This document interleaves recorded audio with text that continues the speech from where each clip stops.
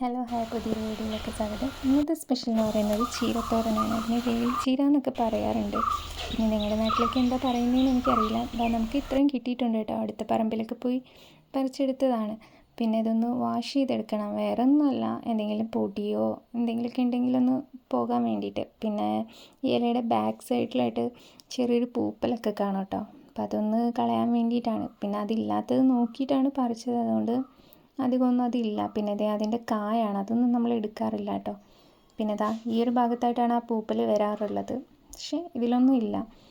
നോക്കിയിട്ട് പറിച്ചതുകൊണ്ട് കുഴപ്പമൊന്നും ഉണ്ടായില്ല. പിന്നെ ഇതൊക്കെ ഒന്ന് ഊരി എടുക്കണമായിരുന്നു. അനിയത്തി ഉള്ളതുകൊണ്ട് എനിക്കൊന്ന് സ്കൂളില്ലാത്തതുകൊണ്ട് വന്നിരുന്ന് ഇതെല്ലാം ഒന്ന് ഊരിത്തന്ന്. ചെറിയൊരു മടിയോട് കൂടിയാണ് ആൾ ഊരിത്തന്നത്.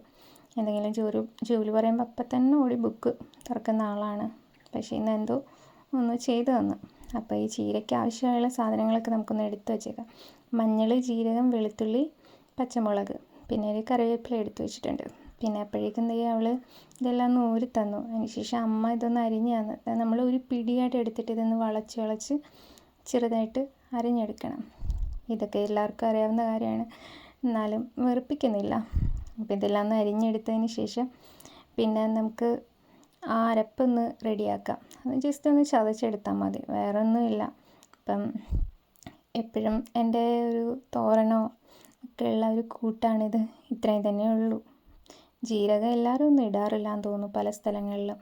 പക്ഷേ ഞങ്ങൾ ഇങ്ങനത്തെ തോരൻ എന്തെങ്കിലുമൊക്കെ വെക്കുമ്പോൾ മസ്റ്റായിട്ടും ജീരകം ഉണ്ടാകും. പിന്നെ എന്തിൽ വെക്കണം എന്ന് വിചാരിച്ചപ്പോൾ അമ്മ പറഞ്ഞു അരി വെന്ത് കഴിഞ്ഞു, അപ്പം നമുക്ക് അടുപ്പത്ത് തന്നെ വെക്കാം, വെറുതെ തീ കളയണ്ടല്ലോ.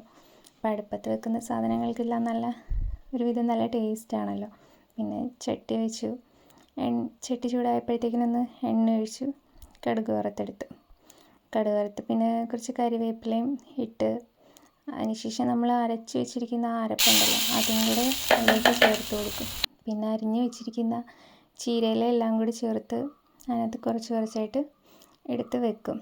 അതിനുശേഷം ആവശ്യത്തിന് ഉപ്പിട്ട് നമ്മളൊന്ന് വിതറി കൊടുക്കണം. അതിനുശേഷം കുറച്ച് വെള്ളം ഒഴിക്കാം. വെള്ളം ഒഴിക്കുന്നത് വേറെ ഒന്നുമല്ല, ഒന്ന് വാടിക്കിട്ടാൻ വേണ്ടിയിട്ട് പെട്ടെന്ന്. പക്ഷേ ഞാൻ കുറച്ച് വെള്ളം ഒഴിച്ചത് കൂടിപ്പോയെന്ന് തോന്നുന്നു. വെള്ളം ഒഴിക്കേണ്ട കാര്യമില്ലായിരുന്നു. ചീരയിൽ തന്നെ അത്യാവശ്യം വെള്ളം ഉണ്ടായിരുന്നു. പിന്നെ വെള്ളം ഒഴിച്ചൊന്ന് അടച്ച് വെച്ച് പിന്നെ തുറന്നപ്പോഴത്തേക്കിനും വെള്ളം കുറച്ച് കൂടുതലായെന്ന് തോന്നുന്നു. ഒന്ന് കുഴഞ്ഞു പോയിട്ടുണ്ട്. ഇത് നമുക്കിങ്ങനെ വിട്ടാണ് കിട്ടേണ്ടത്. അപ്പോൾ ഒന്ന് ഇളക്കി ഞാൻ വെച്ചു. അതിനിടയിലൂടെ എനിക്കൊരു കോള് വന്നു. വേറെ ആരുമല്ല, എൻ്റെ ഹസ്ബൻഡ് വിളിച്ചപ്പോഴത്തേക്കിനും ഞാൻ ഫോണിലായിട്ട് അങ്ങ് സംസാരിച്ചിരുന്നു. അപ്പോഴാണ് ഓർത്തത് ചീര അടുപ്പത്ത് വെച്ചിരിക്കുവാണല്ലോ എന്ന്. ഓടിച്ചെന്ന് ചീര നോക്കിയപ്പോഴത്തേക്കിനും കറക്റ്റ് പാകമായിട്ടേ ഉള്ളൂ, കരിഞ്ഞിട്ടൊന്നുമില്ല, പാകത്തിന് തന്നെ കിട്ടിയിട്ടുണ്ട്. ഈ ഒരു രീതിയിൽ നമുക്ക് കിട്ടി വന്നിട്ടുണ്ട്. അധികം കരിഞ്ഞിട്ടൊന്നും ഇല്ലാത്തതുകൊണ്ട് കുഴപ്പമില്ല, ഇങ്ങനെ തന്നെയാണ് നമുക്ക് കിട്ടേണ്ടത്.